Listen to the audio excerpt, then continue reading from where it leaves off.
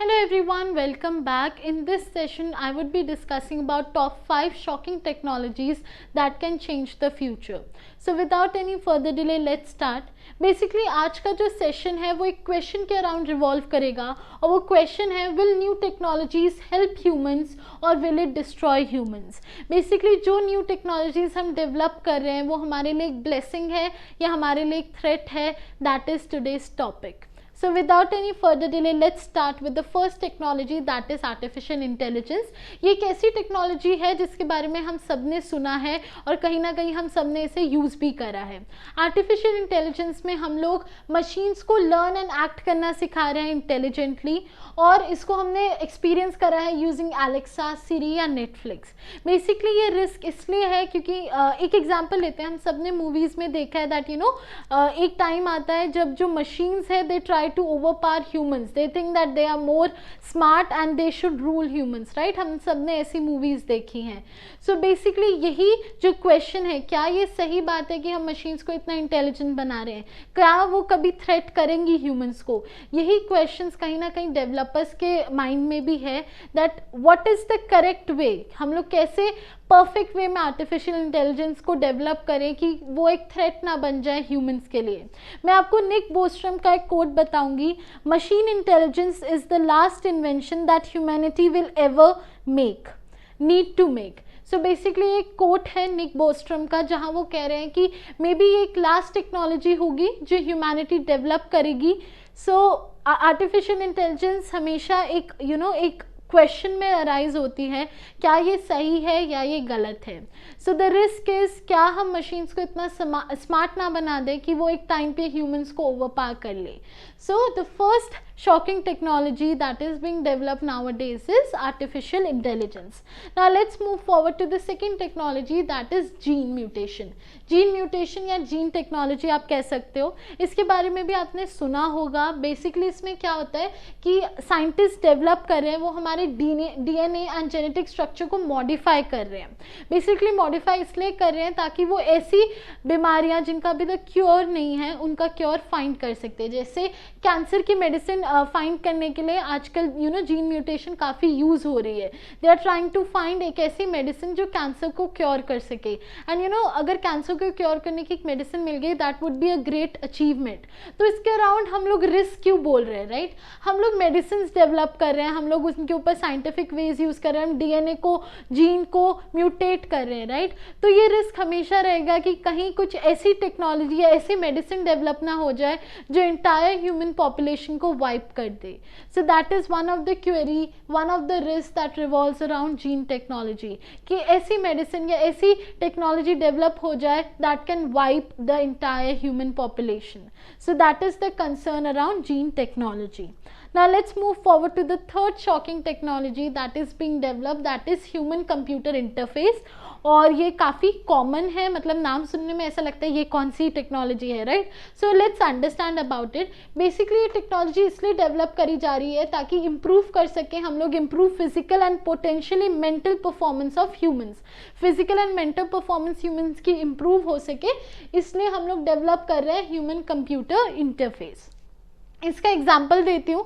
Example है smart bands, right? आजकल smart band से हम कॉल कर सकते हैं, मैसेज कर सकते हैं, गेम्स खेल सकते हैं, साथ ही हमारा हार्ट रेट, ऑक्सीजन लेवल सब चेक करती है, right? So this is a perfect example of human computer interface.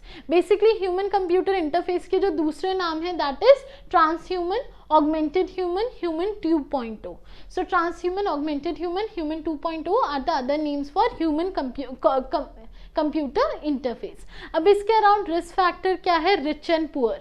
Basically जो रिच है they can buy this technology, right? They can take care of their health and mental state. But जो poor होंगे वहीं पे वो एक margin line आ जाएगी, right? They might not be able to buy it. और कहीं ना कहीं ये लेवल बढ़ता रहेगा. जो नई टेक्नोलॉजी आएंगी अंडर ह्यूमन कंप्यूटर इंटरफेस वो कहीं ना कहीं बहुत ज़्यादा बेनिफिट करेगी रिच, या फिर मैं वो उन लोगों के लिए कह सकती हूँ जो उस टेक्नोलॉजी को खरीद पाएंगे. बट वहीं पे वो एक उस टेक्नोलॉजी को यूज़ करके काफ़ी बेनिफिट्स पाएंगे.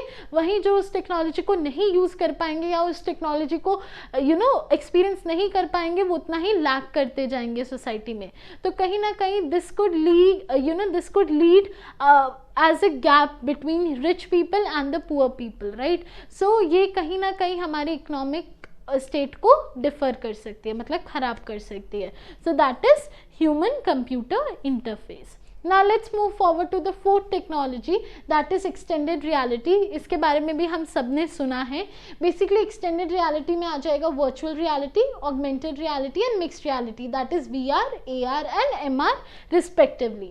Basically इसका example है Pokemon Go, right? I think 2 to 3 years ago Pokemon Go आई थी, वो बहुत popular हो गई थी. आपको अपने मोबाइल को यूज़ करके कहीं पे भी Pokemon आ जाता था and you need to catch it, right? That is the best example of extended reality.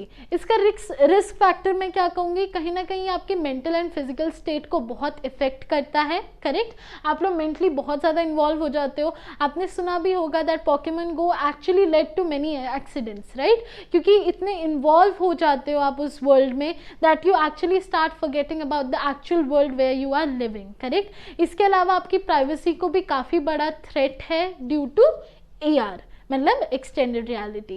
So the fourth shocking technology is ER. Now let's move forward to the fifth shocking technology, that is 3D printing. Now by 3D printing मेरा क्या मतलब है, 3D object from a digital file by building it layer by layer. तो आप एक 3D object print कर पाओगे using a printer. Okay? Basically इसको हम लोग food वगैरह के लिए develop करा जा रहा है कि हम लोग raw materials feed करें और वो हमें actually food print कर दे. That is what scientists and developers are working on. Print spare parts, मतलब जैसे अगर हम एक फैक्ट्री में वर्क कर रहे हैं तो एक स्पेयर पार्ट हमें चाहिए तो हमने प्रिंटिंग मशीन में डाला और उसने हमें एक इमीडिएटली प्रिंट करके दे दिया, right? That would be amazing. Human tissues, एक ऑपरेशन चल रहा है, किसी ह्यूमन टिश्यू के लैक हो रहा है, राइट? तो हम लोग ह्यूमन टिश्यूज को प्रिंट कर पाए. और फूड, जैसे कि मैंने आपको कहा. So the reason for development of 3D printing is basically spare parts, human tissues and food. Risk factor क्या आ जाता है, अगर हम लोग ये सारी चीज़ें प्रिंट कर पा रहे हैं तो कहीं ना कहीं हम वेपन्स या फिर ऐसी चीज़ें भी प्रिंट कर पाएंगे उस प्रिंटर को यूज़ करके, राइट? और आप सोचिए कि हर कोई अगर एक प्रिंटर को यूज़ करके गन प्रिंट कर रहा है या फिर कुछ भी प्रिंट कर रहा है, सो कहीं ना कहीं ये सोसाइटी के लिए बहुत बड़ी डिसएडवांटेज हो जाएगा. साथ ही साथ 3D प्रिंटर्स एनवायरनमेंट को काफ़ी बैड वेज में इफेक्ट करता है. So this is the risk factor that revolves around 3D printing. Now let's move forward. So let's just see what were the 5 technologies that I told you about. That were artificial intelligence, then we had gene technology, then we had human computer interface, then we had extended reality and then we had 3D printing. So I hope आपने जब इन questions मतलब इनके बारे में पढ़ा होगा और आपने कहीं ना कहीं इन टेक्नोलॉजीज़ के डेवलपमेंट के बारे में सुना भी होगा. और जब मैंने आपको रिस्क फैक्टर बताया, आप सोच भी रहे होगे मे बी ये टेक्नोलॉजीज़ हमें काफ़ी इल वे में इफेक्ट कर सकती हैं. But what actually happens depends upon us. What I mean by that is, let's understand it using this quote. New technology is not good or evil. नई टेक्नोलॉजी अच्छी या बुरी नहीं होती in and of itself. वो खुद से अच्छी या बुरी नहीं होती. It depends upon how people choose to use it. ये डिपेंड करेगा हम लोगों पे, हम ह्यूमंस पे, that how we are using it. Okay? अगर हम एज अ रिस्पॉन्सिबल पर्सन उसे करेक्ट वे में डेवलप करें और उसे करेक्ट वे में यूज़ करें, so that would be a proper blessing for the humans. So basically it depends upon humans how we are using it, how we are developing it, what are our intentions of developing that technology. So technology खुद से अच्छी या बुरी नहीं होगी, it depends upon us. This quote is given by David Wong.